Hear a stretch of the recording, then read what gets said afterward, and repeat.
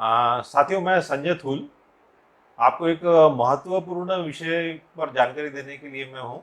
मैं central excise department में पिछले 30 वर्षों से कार्यरत हूँ। तो मैं ये 30 सालों में महसूस किया है कि जो सीआर है वो कितना महत्वपूर्ण है और हमारे कैरियर को कितना इम्पैक्ट करता है। तो ये जो एसीआर एनुअल कॉन्फिडेंशियल रिपोर्ट, यहाँ एक व्यवस्था है शासकीय विभागों में कि जो भी कर्मचारी है या उसका जो वरिष्ठ अधिकारी है, वह उसने साल भर क्या काम किए हैं उसके बारे में वर्ष के अंत में एक रिपोर्ट लिखता है कि जिसे बोलते हैं एसीआर एनुअल कॉन्फिडेंशियल रिपोर्ट। तो साथियों, ये जो एसीआर का जो व्यवस्था है यहाँ हमारे लिए किस तरीके से है, इसमें क्या प्रावधान है, इसके लिए मैं बातचीत करने के लिए आपके सामने उपस्थित हुआ हूँ। और क्या महसूस किया हमने पिछले 30 सालों में इस विभाग में, तो यहाँ बताना चाहूँगा। तो साथियों, पहले यह था कि जो एसीआर था, एनुअल कॉन्फिडेंशियल जो रिपोर्ट लिखा जाता था, यहाँ जो कर्मचारी जिसका रिपोर्ट लिखा गया है उसी को पता नहीं चलता था कि उसका क्या रिपोर्ट लिखा गया है। उसे ये नहीं मालूम होता था कि उसका रिपोर्ट गुड है, वेरी गुड है, एक्सीलेंट है। उसको एक इस रिपोर्ट को कॉन्फिडेंशियल रखा जाता था।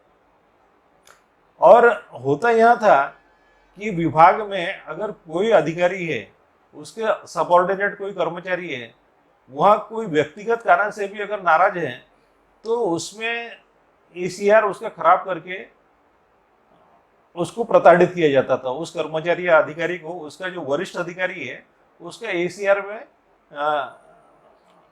अगर उसको एवरेज दे दी है, तो एवरेज देने से यह होता था कि वो जो कर्मचारी है, जब उसका प्रमोशन का बारी आता था, तो चूंकि वो बेंचमार्क अचीव नहीं किया, तो इसलिए उसका प्रमोशन नहीं होता था। ऐसे हमने बहुत सारे मामले देखे हैं कि बहुत सारे हमारे जो साथी थे जिनका काम बहुत अच्छा था, जो बहुत ईमानदार थे, बहुत मेहनत से काम करते थे, लेकिन उनका सीआर इसलिए खराब कर दिया गया क्योंकि उन्होंने ऊपर वाले अधिकारी की मर्जी से काम नहीं किया। ऐसे बहुत सारे हमारे अधिकारी है, बहुत सारे साथी है। हमारे एक साथी है एसएल देवांगन, जो रायपुर में है, वो यूनियन के नेता थे। उनका सिर्फ सीआर इसलिए खराब किया गया क्योंकि वो हमारे कर्मचारी साथियों के अधिकारियों के अधिकारों की बात करते थे। ऐसे एक नहीं, ऐसे बहुत सारे उदाहरण हैं कि जो अपने अधिकारों की बात करते हैं, सही काम करने की बात करते हैं, तो उसका सीआर को खराब कर दिया जाता था। तो वो जो एसएल देवांगन है, उनका जो टाइम से इंस्पेक्टर से सुपरिटेंडेंट का प्रमोशन नहीं हुआ, वो सीआर की वजह से। उनका सुपरिटेंडेंट से असिस्टेंट कमिश्नर का प्रमोशन नहीं हुआ। तो ऐसा एक नहीं, अनेक लोग हैं। तो जब वो उनका प्रमोशन नहीं होता है तो प्रताड़ित होकर वो फिर कैट में जाते हैं।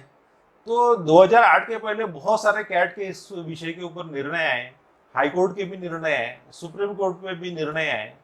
तो अनेक निर्णय हैं जो कर्मचारी के कुछ पक्ष में भी हैं और कर्मचारी के विरुद्ध भी है।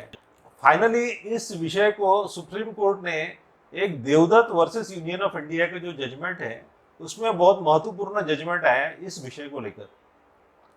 देवदत्त जो थे, ये बॉर्डर रोड ऑर्गेनाइजेशन में एग्जीक्यूटिव इंजीनियर के पद पर कार्यरत थे।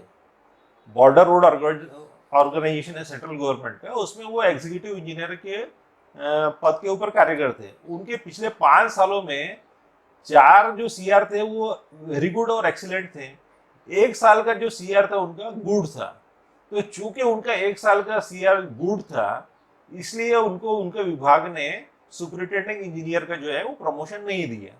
तो उन्होंने उस मुकदमे को सुप्रीम कोर्ट तक के लड़ा और सुप्रीम कोर्ट ने जो एक जजमेंट दिए हैं 12 मई 2008 को, Devdatt versus Union of India, जिसका सिविल अपील नंबर है 7631 ऑफ 2002।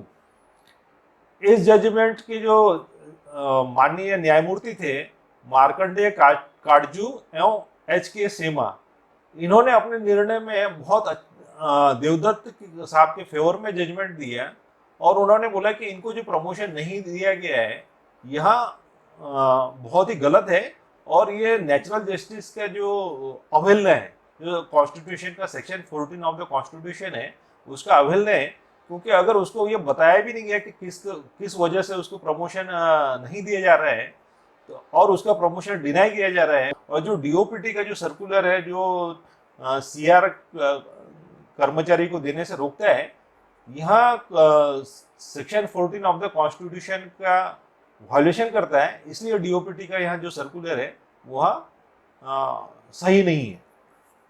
साथियों, इस जजमेंट में सुप्रीम कोर्ट ने यहाँ बोला है कि कोई भी कर्मचारी, चाहे केंद्र सरकार का हो, राज्य सरकार का हो, न्यायिक सेवा का हो, पुलिस सेवा का हो या सार्वजनिक उपक्रम का हो, मिलिट्री सर्विस को छोड़कर उसको जो उसका एनुअल कॉन्फिडेंशियल रिपोर्ट है उसको चाहे वो पुअर हो, गुड हो, वेरी गुड हो, एक्सीलेंट हो, उसको कम्युनिकेट किया जाए। यह सीआर का व्यवस्था कर्मचारियों का जो काम करने को इम्प्रूव करने के लिए, ना कि उसको प्रताड़ित करने के लिए। अगर काम कर्मचारी सही नहीं भी करता है तो वहाँ उसे बताया जाए कि वह क्या सही नहीं कर रहा है, जिससे कि वह अपने आप को इम्प्रूव हो। अगर कोई काम अच्छा कर रहे हैं तो उस अधिकारी कर्मचारी को भी यह बताया जाए कि वो अच्छा किया है, एक्सीलेंट काम किया है, जिससे उत्साहवर्धन हो। और यहाँ जो जजमेंट है 12 मई 2008 का जजमेंट है, केंद्र सरकार ने इसको 16 फरवरी 2009 को एक आदेश निकालकर लागू किए। केंद्र सरकार के सारे विभागों में यह जजमेंट लागू हो गए हैं। साथियों, यह जजमेंट राज्य सरकारों के लिए भी है। मैं जब छत्तीसगढ़ में था तो हमने प्रयास किया कि यह जो निर्णय है सुप्रीम कोर्ट का, यह राज्य सरकार के कर्मचारियों के लिए भी लागू हो। तो हमने वहाँ काफ़ी करस्पॉन्डेंस किया, आरटीआई भी डाले, और काफ़ी प्रयास करने के बाद छत्तीसगढ़ ने भी यहाँ उनके कर्मचारियों के लिए 16/12/2010 को निर्णय को लागू कर दिया है। साथियों, महाराष्ट्र में भी हमने प्रयास किए हैं कि महाराष्ट्र शासन के जो कर्मचारी हैं उनके लिए भी यह निर्णय लागू हो। तो महाराष्ट्र सरकार ने भी 1/11/2011 को यह निर्णय महाराष्ट्र सरकार के कर्मचारियों के लिए लागू कर दी है। जितनी स्वायत्त संस्था है, public sector undertaking, public sector banks, LIC, और उसके बाद जितनी पब्लिक सेक्टर यूनिट्स है, उसके बाद जितने कोर्ट्स है, वहाँ सारे कर्मचारियों के लिए लागू होता है। म्यूनसिपल कॉरपोरेशंस है, लेकिन मैं आपको बताना चाहूँगा नागपुर यूनिवर्सिटी है, वहाँ के कर्मचारियों के लिए भी अभी तक यहाँ लागू नहीं हुआ है। बॉम्बे हाईकोर्ट है, बॉम्बे हाईकोर्ट के कर्मचारियों के लिए भी अभी तक यहाँ लागू नहीं हुआ है। तो ज़रूरी है कि हम जैसा बैंक है, पब्लिक सेक्टर बैंक है, पब्लिक सेक्टर बैंक ने यह ऊपर के अधिकारियों के लिए तो लागू कर दिया है, जो एग्जीक्यूटिव्स के लिए, लेकिन नीचे के कर्मचारी हैं उनके लिए यह लागू नहीं किया है। तो ज़रूरी है कि हम इस जजमेंट को, हम जितने भी कर्मचारी साथी हैं, चाहे वो सेंट्रल गवर्नमेंट के हो, चाहे स्टेट गवर्नमेंट के हो, पब्लिक सेक्टर अंडरटेकिंग के हो, न्यायिक सेवा के हो, हम इस जजमेंट को समझें। यह जजमेंट हम सारे साथी कर्मचारियों के हित में है, और ना सिर्फ कर्मचारियों के बल्कि हमारी जो शासन व्यवस्था है उसके भी हित में है कि अगर यह जजमेंट लागू होता है तो हमारे जो कर्मचारी साथी है वो निर्भयता से काम कर सकेंगे, पूरी ईमानदारी से काम कर सकेंगे। तो अगर निर्भयता से काम करेंगे हमारे कर्मचारी, तो इसका फ़ायदा ना सिर्फ उन्हें होगा बल्कि देश को भी होगा। तो साथियों, मैं चाहूँगा कि आप इस बात को सारे कर्मचारी साथियों तक पहुँचाएँ, जिससे यह निर्णय जहाँ जहाँ भी लागू नहीं हुआ है वहाँ लागू हो।